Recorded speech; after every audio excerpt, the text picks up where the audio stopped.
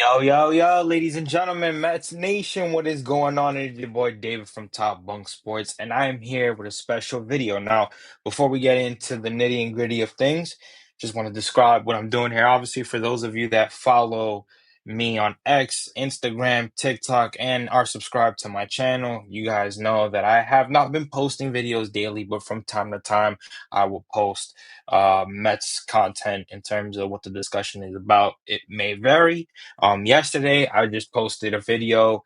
Well, actually, this morning, excuse me, I posted a video just basically giving a overall opinion on the first half of the season, and today was the start of the second half, and the Mets obviously went into today looking to start off their second half of the season on a good note, and we'll get into that. But this video is more like a post game video, and I would like to do a lot of these as time goes on. I may not be doing one for every game. Um, but instead of doing a series recap where we're kind of recapping all 3 or 4 games, depending on what the format is, we can dive into one right after where it's fresh, whether it's the day of or the day after, and we can really discuss it. Now, I was doing the series recaps until we started doing it on the Seven Express podcast. By the way, make sure you guys shoot the Seven Express podcast to follow on X, Instagram, and subscribe to the YouTube channel. I got my guys, obviously, Amish, Chris, and AP from Mets Baseball Twitter, where, we obviously talk everything Mets and we do series recaps after every series. We will have one for the Cincinnati series, hoping that the Mets can take that serious. But yes, with this one, I would like to, yes, have guests on as time goes and make sure that we're able to discuss certain parts of the game, maybe certain parts of the series. You know what I'm saying? Maybe have 1 or 2 series recaps, maybe we, not all the time. But for this one, I would love to talk about the specific game in that moment. So this is more like a post game. Like I said, you might see one every day, every game after every game. You may see one maybe after game one and then after game three, where in game three we discuss game two there to kind of combine it. Just depending on how things are rolled and depending how the vibes are. Sometimes people after a bad loss don't want to go in to watch a post game. Maybe they just want to leave the Mets alone and kind of digest the loss, and or maybe after a big win you go straight into it and you do that. So, this video, like I said, is basically like a post game, and just kind of discussing certain parts of the game. And I said, what no better way to start it off than the second half. Give myself a starter point. First half is gone. We already did the recap, which is already out there. So please go watch that if you haven't. And start something new, start something fresh that hopefully consistently I can get into. And obviously, if you guys want to hear series recaps, like I said, make sure you subscribe to the Southern Express podcast YouTube channel where you can hear me, Amish, Chris, and AP from Mets Twitter. Those are my guys as we break down every series from the Mets this season and more to come. But enough of that. Now that I explained that, I got that out the way. Let's get into game one today, the series opener against the Cincinnati Reds, as the Mets look to start their second half on a good note. And ladies and gentlemen, as you can see on the Jumbotron, I have the thumbnail there, fully loaded. It's not a good one. It is not a good one. I was at the game today. You'll hear me say that a lot, as I am a season ticket holder. I got my Jacob deGrom jersey on today. It was Black Friday, and you're coming into this one obviously with some. I would say with some excitement, right? The boys obviously go into the All Star break taking two. They go into the All Star break coming off a series win against the Kansas City Royals. Game three didn't fall our way, but hey, listen, if the boys can come out of the disgusting ways that they had to lose in Baltimore and go into Kansas City and take 2 out of 3, at least you ended the first half of the season on a good note. So the excitement of season second half this the second half of the season being back and just coming home, being able to play important baseball once again, and starting off with a team that you again that you're better than. And I've mentioned this in my last video. The Mets tend to, who knows what their conversations are when they're playing teams that they're better than. on paper. You know what I'm saying? Do they actually talk about that? Do they actually discuss what needs to happen within against certain teams? Nobody knows. We don't see articles about that, because conversations at times are kept private. But with this one, you're hoping that, going into the second half, and obviously, like I said, going into coming out of the All-Star break, excuse me, and having four All-Stars up there with, David Peterson, Francisco Lindor, Pete Alonso, and Edwin Diaz, with Alonso hitting a home run, David Peterson having a nice fourth inning, all that, Francisco Lindor getting active defensively, and that, you know what I'm saying? Like that right there, you're like, okay, let's now that we got that out the way, and obviously with everybody anticipating Juan Soto to go off in the second half because he got snubbed from being an all-star this year, there's a lot of hype going into it. Now, the game starts. Shamanile looked great in the first inning. A 1-2-3, struck out all three batters in the first inning. Juan Soto comes up and hits a laser shot to right field, puts us on the board 1-0. Um, then obviously the Mets scored their second run base on a Jeff McNeil single that brought in Brandon Nimmo from second base. And right then and there, you're like, all right, boys scored 2 runs early. Hopefully this offense is pumped and we can get on a roll. Not the case. Now, before I get in, because I know the controversy is the pitching. I know a lot of people are gonna come at Carlos Mendoza's head, and I'm one of them. I'm gonna hold Carlos Mendoza accountable for the decision making that he made today. And I know people are gonna defend him. Oh, the bullpen's depleted. He can only work with what he got. Cool, got it. But like I said, let's get into the offense. Surprisingly, as bad as it may look, they were 3 for 5 with runners in scoring position. So again, they left 6 on base, but they were 3 for 5 with runners in scoring position. So it wasn't as bad as it may have seemed on the box score. But when we talk about approaches at the plate, this offense seems to just their approach at the plate is very, very, very far off. And it doesn't look good. It really doesn't look good. After they seem to this team seems to have an issue where they'll score runs in the beginning of the game and then they won't score more after. For this team to actually add on to their lead, it's like a breath of fresh air because this team tends to have an issue of just not adding to their lead. So they have a 2-0 lead.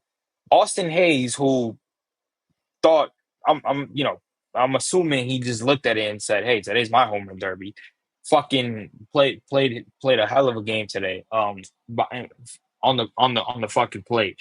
I don't know why I was fucking rattled there for a second, but he had a good game today. 2 home runs, and it just I don't know, man. It looked like once he gave them he gave them the lead with a 2-run shot.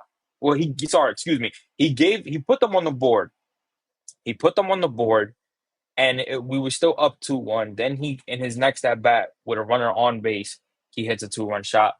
The Cincinnati Reds take the lead. After that, it was it. After that, it was it. The Mets end up just falling asleep on offense, just falling asleep on offense. And again, like I said, it wasn't until later on where they were able to find some momentum. But you're not going to be able to win games like that if you can't trust your bullpen and your offense ain't doing nothing. Every time this bullpen comes in, I always got to text the group chat like, "Yo, this offense has to help this bullpen," because more likely than not, we already know what's coming. We already know that this bullpen is depleted. This bullpen is very inconsistent, and it's gonna get to a situation where they might put the Mets in a fucking hole, and either they're gonna widen the lead even more for Cincinnati, or we have the lead, the bullpen comes in and gives up the lead, and we're fucking screwed. So that was the case in terms of what you saw today, right? You saw Sam and I only gave up 1 run. All of a sudden, Alex, what's his? I can't say his last name for some reason. Carrario, something like that. Like I said, I can't. Alex Carrillo, whatever his fucking name is. He comes in, he pitched 2 innings. I want people. Carlos Mendoza left his brother for 2 innings, 2 innings, and it was disgusting. It was absolutely disgusting. Let me read you guys his box score today. He pitched, yeah, he pitched 2 innings, gave up 3 hits, five runs, 2 walks, had 2 strikeouts, and gave up 3 home runs, and his ERA goes up to 13.50. Guys, matter of fact, let me go to Brandon Waddell. 3.2 innings, 4 hits, 2 runs, 3 walks, 2 strikeouts, doesn't give up a home run. But Mendy, obviously, at that point, where the Mets were already fucking losing by a fucking score of 8 to, I would say at that point, 7-2. It got to 8-2 by the time Brandon Waddle was in. Um, he left Brandon Waddle in, and it was basically more like a punt game if you really want to take it from that standpoint.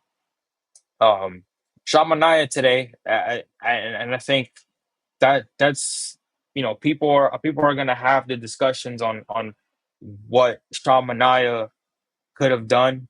Uh, you obviously they came in with the mentality of not pitching him, not having him go far enough because of the fact that he's still coming back from injury, and you want to preserve his arm as much as you can, just so he doesn't hurt nothing as of right now, right? But let me just go to his box score again, and I'll give my opinions on all that because, like I said, I think today the topic of a conversation is is more about Carlos Mendoza's decision making at that point. Yes, the offense is going to get a lot of blame because you waited up until the ninth inning to try to find some momentum. But Sean Mania today, uh, 5 innings, gave up 1 hit, 1 run, which was, if I'm not mistaken, I think it was that solo home run to Austin Hayes. But after that, yeah, after that, 2 walks, and he had 6 strikeouts, and his ERA right now is 2.45. So again, not a bad start for Sean Mania. I think a lot of people were surprised that Carlos Mendoza took him out. They might have wanted him to stop at 70 pitches. They took him out at 69. So I think that was the goal for him as they try to get him back on a consistent rate. This was his first start coming back, so they let's see if maybe his next start on Wednesday, which Mendoza announced that's gonna be his next start, against the Angels. Do you have him if he is rolling like he was rolling today?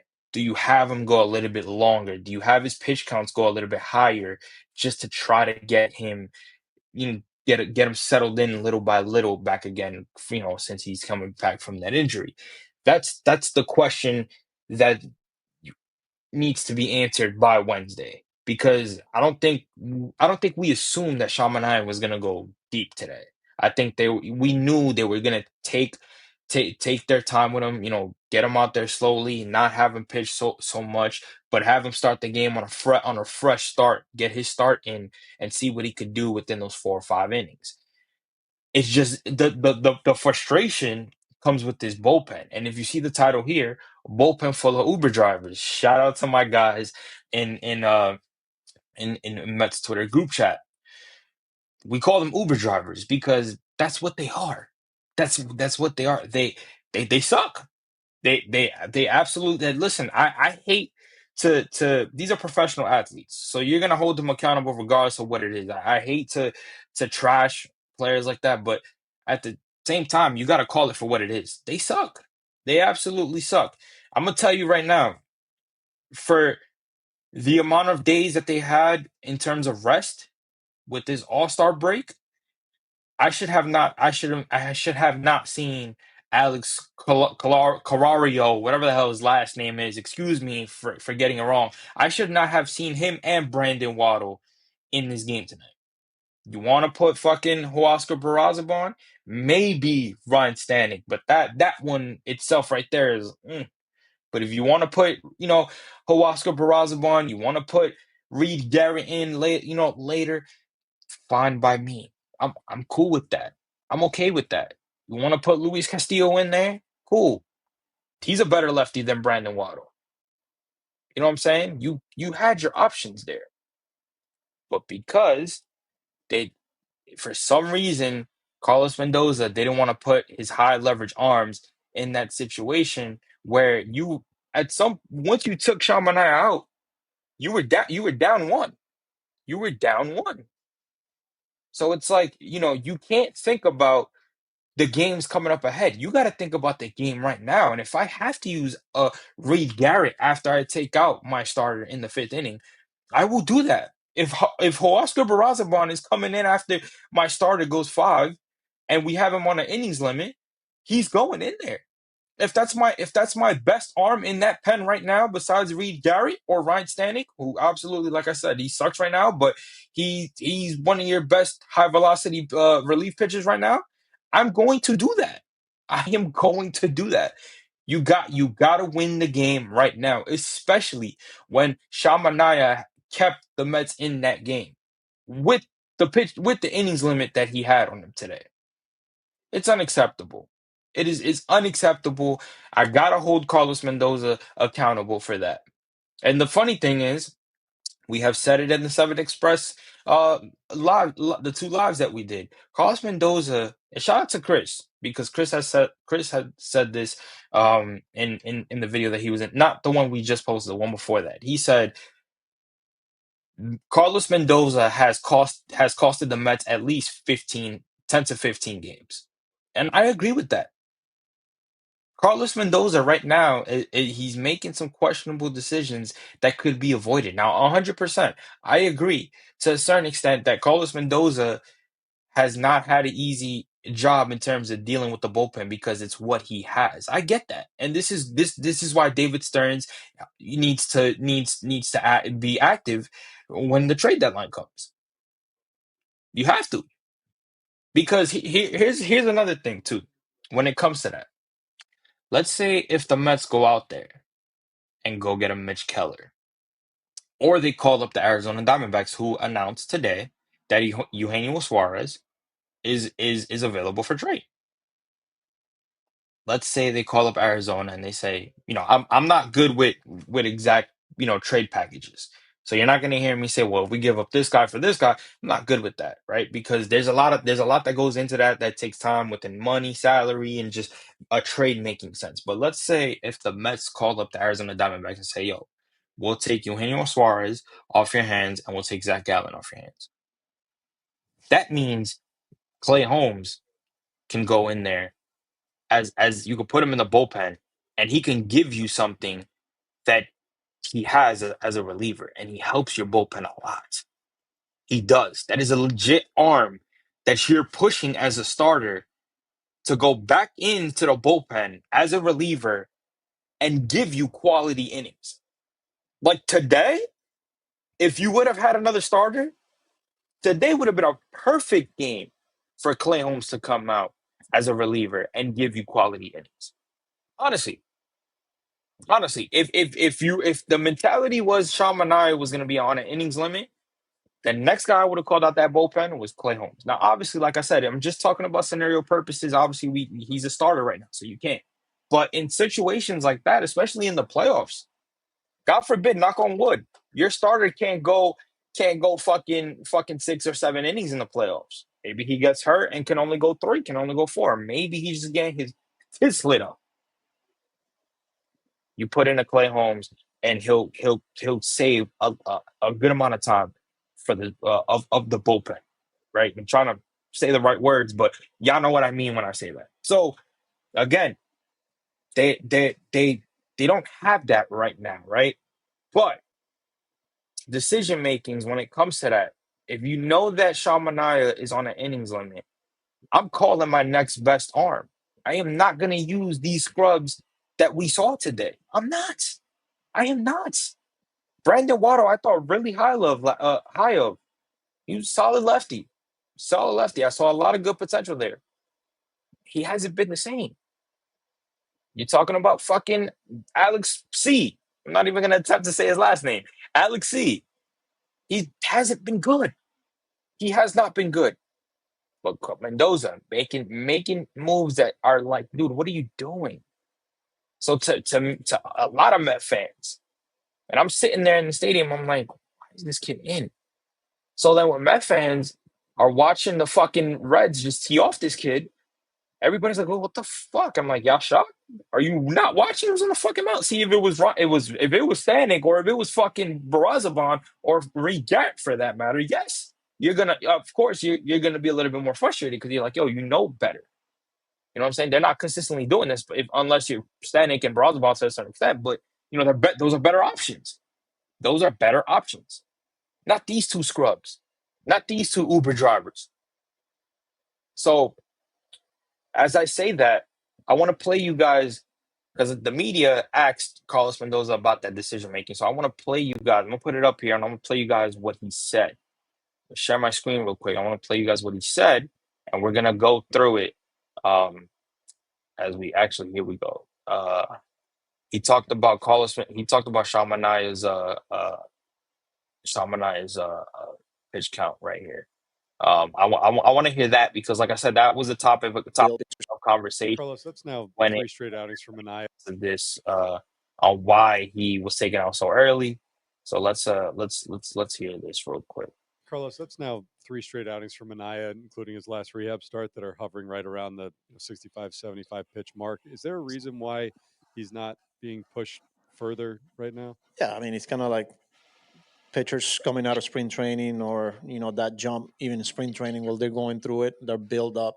You're not going to go from 60 to 85 right away, so especially a guy that has been through a lot, not only with the oblique but with the elbow issues. We kind of like a little bit of setback, you know um, that's where we at right now. So hopefully the next time out, we can increase his pitch count a little bit more, obviously. But yeah, that was the plan today. What was Carlos? That's now 3 straight Okay. outings from Manaea, So including his last you rehab heard start, that that. are hovering right around the Yep. 65. Through a lot, not only with the oblique but with the So there's something they're not confident yet on Manaya's return. They're keeping they're keeping him on a situation where they're trying to monitor his elbow and making sure that it gets to 100%. Obviously, that tells me that his elbow's not at 100%. Um, with the oblique, right? And possibly his shoulder too, because he was having issues with his shoulder as well. But it's basically telling me that he's not at 100%. Not saying that he's fully hurt, but he still has time to just recoup. But since he's already up here, like I said, they want to manage that. I just again, to me, if it's all about rest, and I said this after I left the stadium, and I was talking to the guys, man. I basically said, listen, if you wanted to just give him, it would have made more. Not even if they wanted to, it would have made more sense if they would have just said, yo, we'll move you to tomorrow. We'll have you pitch Saturday, and we'll give you that extra day of rest, and we'll have Clay come in today. That would have made more sense. But again, guys are just fully going out there trusting their gut, and then when shit hits the fan, you hear these responses, and you're like, "Oh, okay, all right." So here he goes talking about the workload. And like I said, I think this is important for a lot of the people that have questioned the decision making of taking out Sean, which I think the first video kind of summed it up, but this is important as well. Then how would you describe the challenge of managing Manaea the way you guys are right now, while also trying to win games at this level right now? Yeah, I mean, look, if he goes out there and throws 5 innings, it's a lot easier. But he's a big part of our team. You take the 70, 75 or from Sean, and then you try and piece it together. I have no issues with that. It's just, that's where we at. And is it a challenge? Maybe, but it is what it is, I guess. What is manager then? How would you So describe? there you go. There you go. So like I said, I think this right here, they're just basically saying that they're still having a little bit of question marks and they're trying to get him back little by little. They're not trying to rush shit, which is fine. Again, we all know he's coming back from injury, but if you're going to do that, please don't fucking make it seem like you're punting this game. And that's my issue. If you have a game to win, you have a game to win. It's not even the fact that they're playing a game that they already won. This no, this is the series opener. That's the important game of this fucking series. Set the tone. First game of the second half. Set the fucking tone. Set the tone. That's all it comes down to. So when you bring in those two guys and your heavy hitters and your bullpen are not used, it tells us that you're trying to punt this game. That's all it comes down to. Let's continue. Look, this one right here.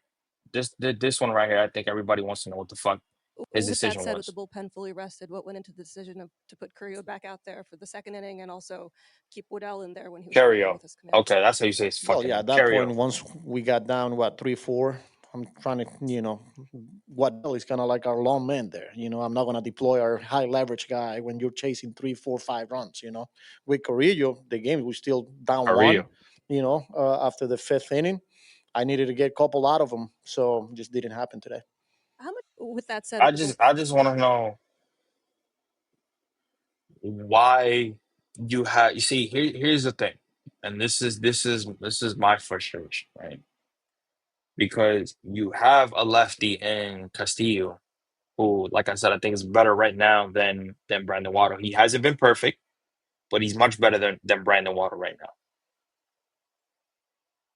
Even if you needed to get some innings out of him, let's say if you would have brought in, for example, I'll bring him up again, Oscar Barrazaban. You would have brought in Oscar Barrazaban in that situation after you took out Manaya, and Barrazaban would have shit the bed. Then I could bring in Carrillo.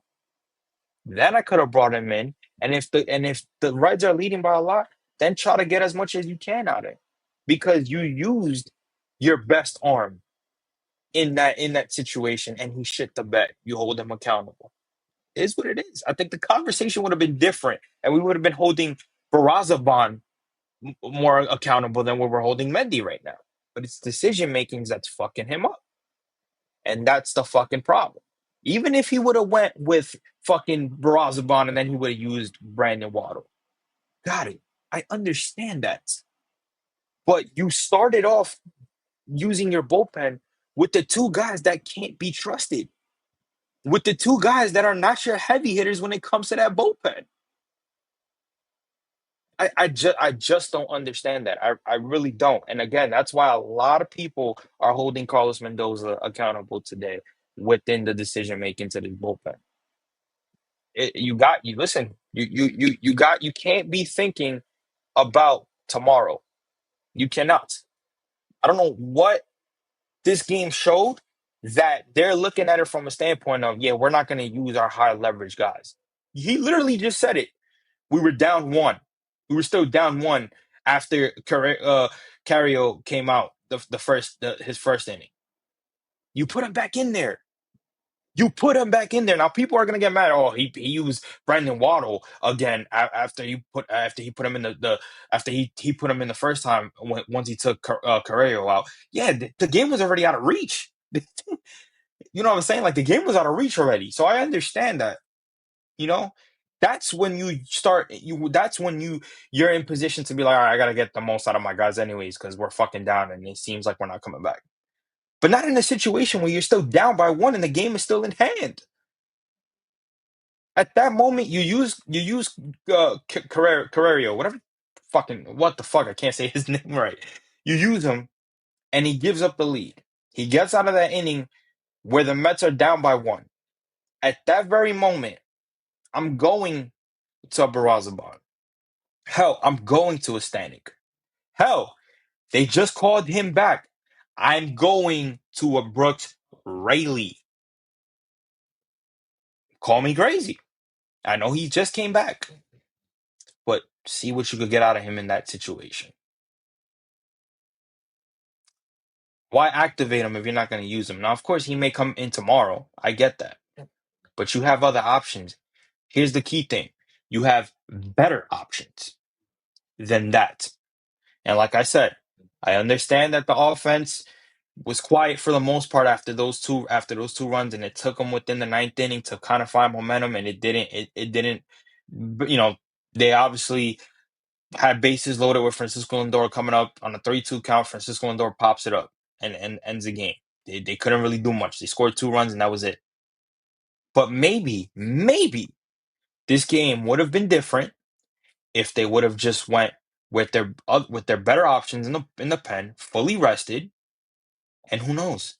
Maybe we still be down by 1. Maybe within those innings that Carrillo was pitching, after the first time he came in, the Mets probably would have did something there with the better options on bullpen coming through and keep him in position.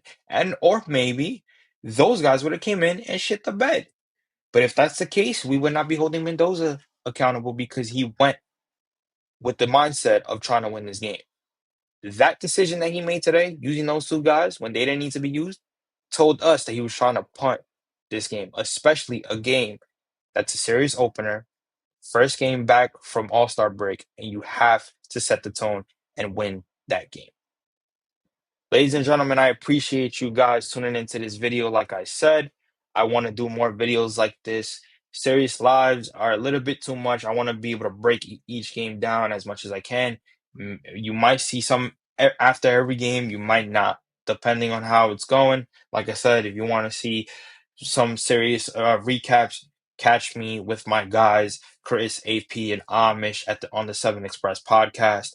And you can catch the recaps there. But videos like this, these are fun because after watching the game, you can break down the game and I could, talk about it and just really digest everything, especially when, you're not on the space. So, and if you're not on the space with us and you're not following the Pope, Master Flip, and you're not joining the Queen's Baseball space, you can always watch these videos. Sometimes I'll do a regular video recording or I'll do it live and I'll tell you guys to hop on live.